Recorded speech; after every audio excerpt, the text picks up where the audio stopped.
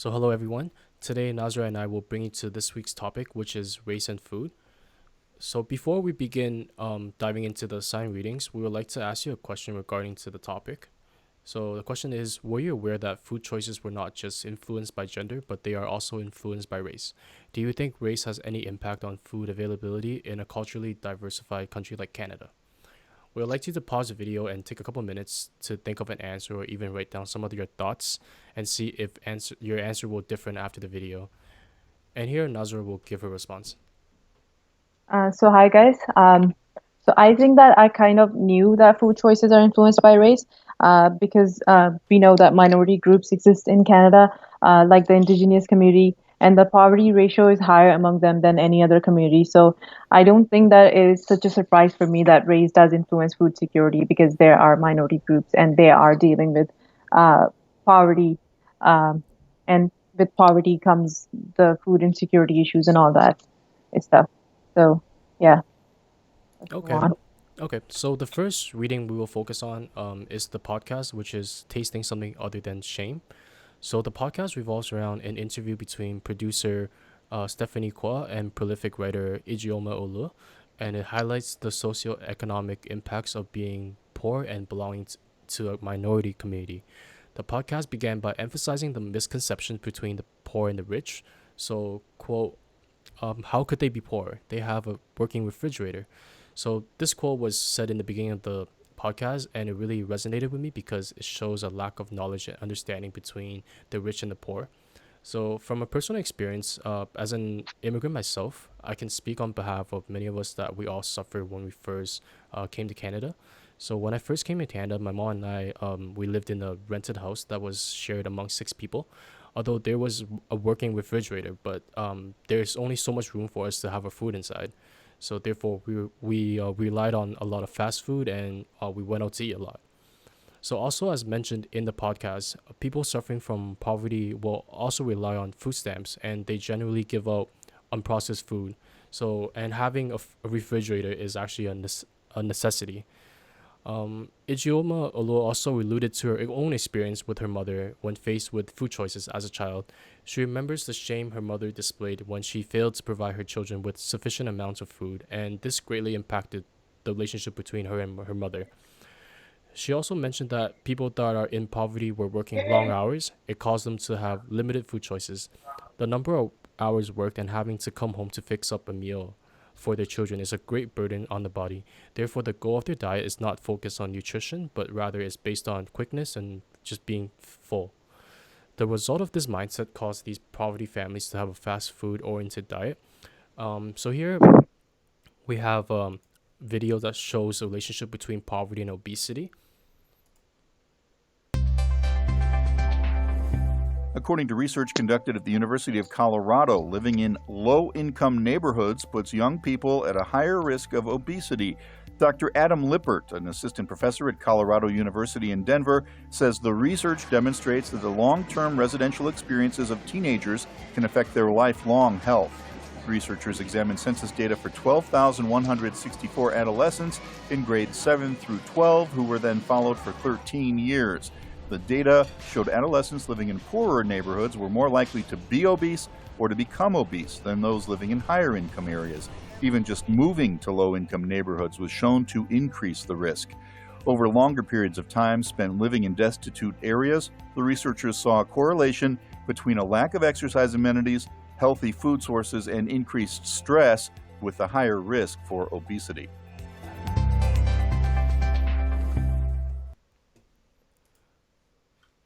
Okay, so many think that being obese means that a person has an excessive amount of nutrients, but the truth is a person can also be uh, obese and while having malnutrition.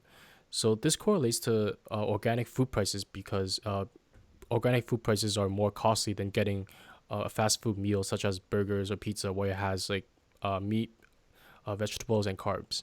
The socioeconomic status of individuals is affecting the health of people that are suffering from poverty.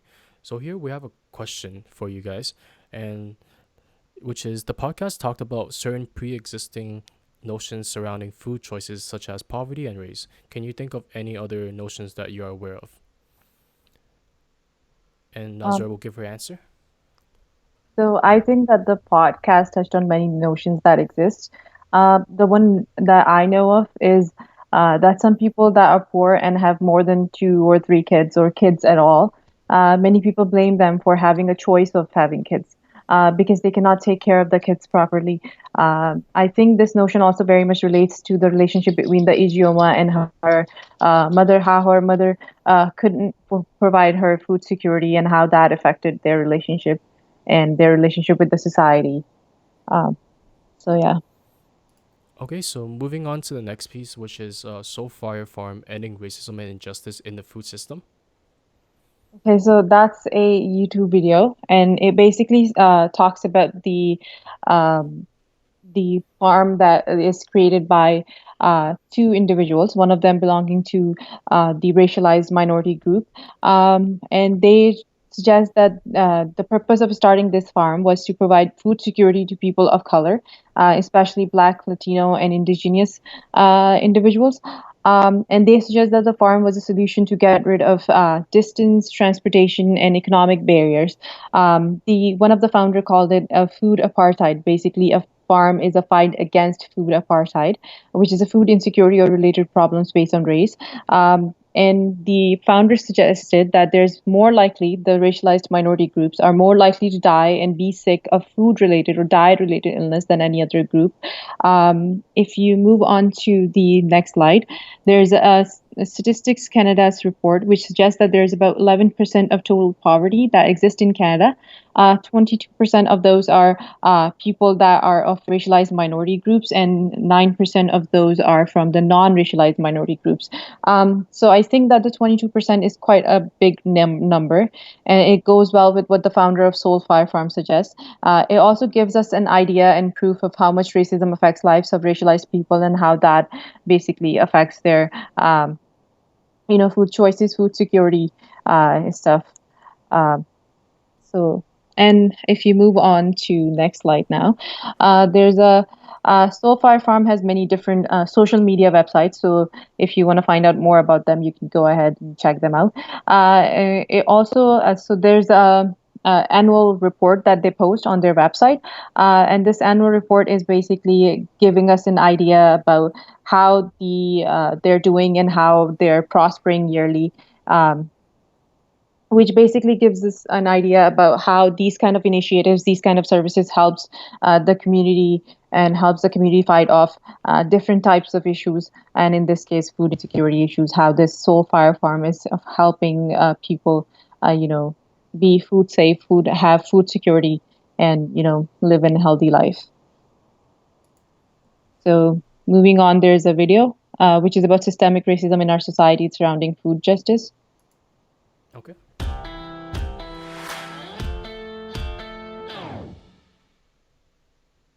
If you think about the whole history of our country, our country was essentially founded with slavery, which was about producing enough food, and obviously was having some people be superior owning slaves and some people being slaves, and that was basically divided as white people owned slaves and Black people were slaves.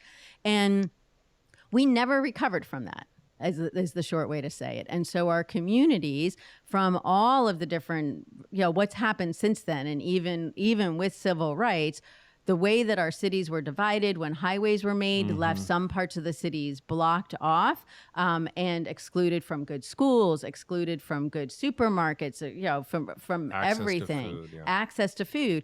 And so now we say, and a lot of what I believe in is the health problems that we are having that's associated with food is a system problem. It's a problem of our food supply. It's not a problem it's a problem for the individuals that have the health problems, but it's not to blame them. It's actually, we should be looking at it as a system problem. And so it's not people's personal responsibility as we're taught, right? It's your fault.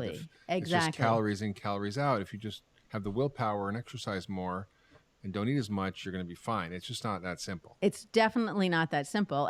And so if we think about it that way, and we think about the system that we have set up for Africans Americans, Native Americans, Hispanics, who have the highest rates of obesity and all the chronic diseases in our country, it's because of the communities that they have been allowed to live in. And that's essentially how it's happened. So we have to start talking about that. Yeah, I mean, the sovereignty of the native food system is an interesting topic. Exactly. Where you've got reservations where they were all basically herded to, and they basically usurped their traditional food systems, and then they shipped in government commodities of flour, sugar, and Crisco, basically shortening, which are all deadly, and now they're enormously overweight. 80% get diabetes by the time they're 30. So it's a massive problem. It's almost like the second genocide of the Native Americans. That's exactly exactly right. So we as the white people, took away their very ecologically sustainable and public health wise sustainable way of producing food, separated it all out, took that away, and brought them in the food that nobody, that was essentially the leftovers that gets people Government sick if you eat it. And now it's like, well, they have health problems. There's a word for Okay, and in here we have a question, which is, can you think of any other initiatives or services that works to achieve similar goals as the Soul Fire Farm, which is fight against food injustice? And in addition to the video that we just watched, the article toward anti-colonial food policy in Canada, impossibilities and possibilities within the settler state, also discuss the tension between the development of national food policy and Indigenous food sovereignty. This perspective piece examined the history of policy development and how some of the farming policies were restricting Indigenous people from accessing land across Canada. The colonial government has and continues to suppress Indigenous people as well as other forms of food provisioning by implementing amendments to the Indian Act, the permit system, which greatly decreased the farming interests for Aboriginals. Because of these events that happened in the past, we need to think of a way to improve fairness to these policy implementations. So the steps that mentioned in the article are inclusion, giving voice and involvement. In terms of inclusion, although the federal agricultural minister has been leading the policy by using a collaborative style of leadership within the federal government and with other levels of government when identifying Indigenous needs regarding farming services, the problematic nature of this procedure is involving the Indigenous in a consultation process that is led by a colonial government itself. So this process will only produce colonial and racist policies. So giving voice in this instance suggests that dominant groups are frequently the root of the problem, and it derived from the refusal to listen due to colonialism, capitalism, and patriarchy. Giving voice suggests that the dominant groups produce liberatory politics rather than the minority communities. In the example provided in the article, the failure to provide Indigenous nations with an adequate amount of power to control over their diverse food practices, but rather having the government scaling policies strictly at a nation-state level is problematic. So on a step of involvement, this step is to encourage settlers to involve Indigenous people in developing governmental policies such as national food policy. So the main takeaway that I had in this article is to consider how food policies affect a whole culture of people and how, to this day, these policies underlie some of the racist natures of our country. So after the implementation of the Indian Act and residential schools where Indigenous people lost the right to their culture practices, languages, territory, and public opinion, it resulted in them relying on commercial grocery stores for food. Because the Indigenous people reside in remote areas where it lacks economic opportunity, they are often often incapable of purchasing food from grocery stores. As a result, the cycle of poverty and food insecurity is difficult to overcome. So here we just have a short clip from Canadian Feed the Children, where their goal is to provide Indigenous children with more healthy diet. If you are interested, please click the link below the video.